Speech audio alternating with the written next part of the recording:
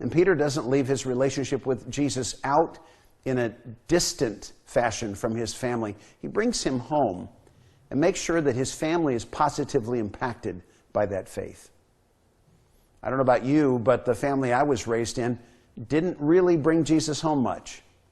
There were a lot of times when there were things that could have used a great solution provided by heaven, but we just didn't seem to get it.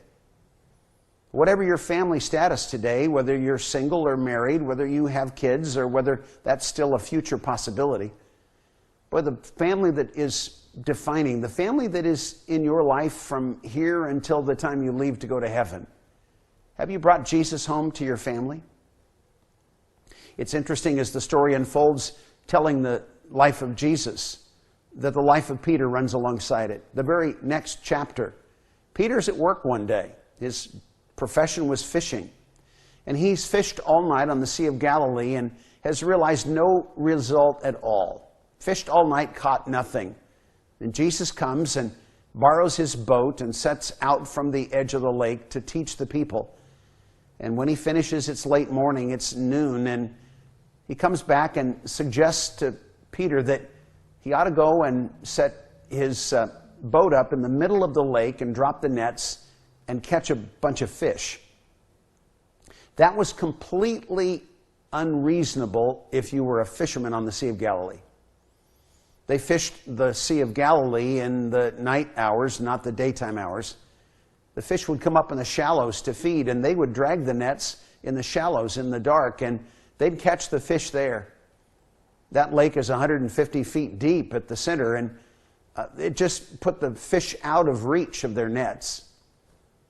But Peter took Jesus' advice and went out into his professional life and took a big risk. He was going to do his professional life the way Jesus suggested. And the story is unusual in that it recounts a massive result.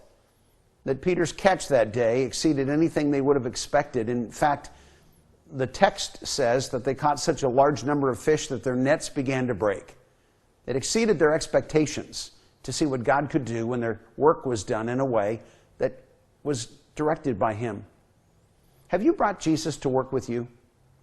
Has the way you approach your job become different because of your relationship with him? The New Testament says, whatever you do, work at it with all your might, knowing that it's God that you're serving while you're there. For some Christians, that means that they have to re-examine their professional life and ask if they can really do what they do for a living in a way that honors God.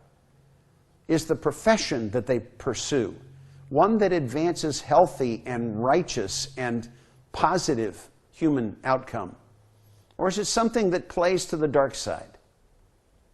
And then as you go about it on a daily basis, is satisfying a customer the highest level of performance? Or is satisfying God's expectations an even greater challenge? I found in my business life that meeting God's expectations were way beyond the limitations that my customers expected. That his standards were greater than mine, and mine were greater than my customers'. And that if I could satisfy God's expectations, there was no problem satisfying my customers. You may have that mindset as you go to work every day. If not, you need to probably learn what Peter learned, and that was that your work done in a way that follows God's direction is the best way you could ever do it.